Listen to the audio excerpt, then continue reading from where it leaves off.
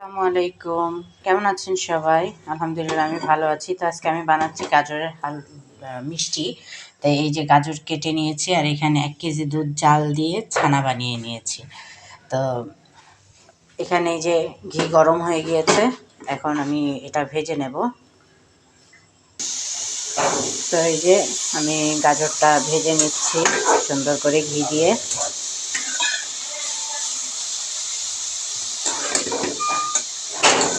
তো এটা ভেজে নিই, আপনাদের দেখাচ্ছি ভেজে নিয়ে এসে। এই যে আমি এলাচের ফল গুঁড়ো করে রাখছি, এটাকে একটু দিয়ে দিলাম ঘ্রাণের জন্য। দিয়ে আমি এটা এখন ভাজতে থাকবো যতক্ষণ না গাজরটা সিদ্ধ হয়ে যায়। গাজরটা সিদ্ধ হয়ে গেলেই এই ছানাটা দিব, চিনি দিব, দিয়ে ছানাটা দিব। তো এই যে আমার সুজি গাজর ভাজা হয়ে গিয়েছে, এখন আমি দিয়ে দিব এখানে চিনি। তো এই যে আমি দিয়ে দিচ্ছি চিনি, যে যেমন চিনি খান পরিমাণ অনুযায়ী মিষ্টি। আমাদের একটু মিষ্টি কমই খাওয়া হয়, এই কারণে একটু অল্প চিনি দিয়েছি। এই চিনিটা গলে আরও ভালোভাবে গাজরটা সিদ্ধ হয়ে যাবে, ততক্ষণ অপেক্ষা করুন। সিদ্ধ হয়ে গেলে আবার দেখাচ্ছি। তো এই যে আমার চিনিটা গলে গাজরটা সিদ্ধ হয়ে গিয়েছে, এখন আমি দিয়ে দিব ছানা। এই যে ছানাটা দিয়ে দিলাম, এবার নাড়ব। মিক্স করে সুন্দরভাবে মিক্স করে নিতে হবে ছানার সঙ্গে, গাজরটা যাতে একেবারে মিশে যায়।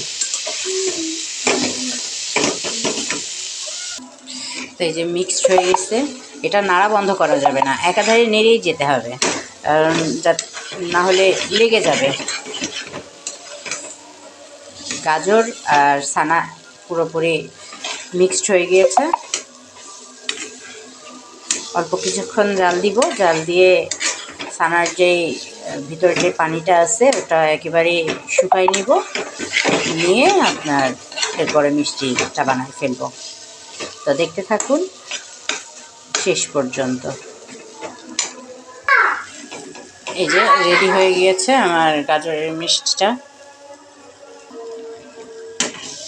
এই যে রেডি হয়ে গিয়েছে। এখন এটা আমি পুরোপুরি ঠান্ডা করব, একটা প্লেটে রেখে ঠান্ডা করব। বাটি যার যেমন মন চায় সেভাবে আপনারা শেপ দিতে পারেন। আমি চারকোনা শেপ দিব, আপনাদেরকে দেখাচ্ছি।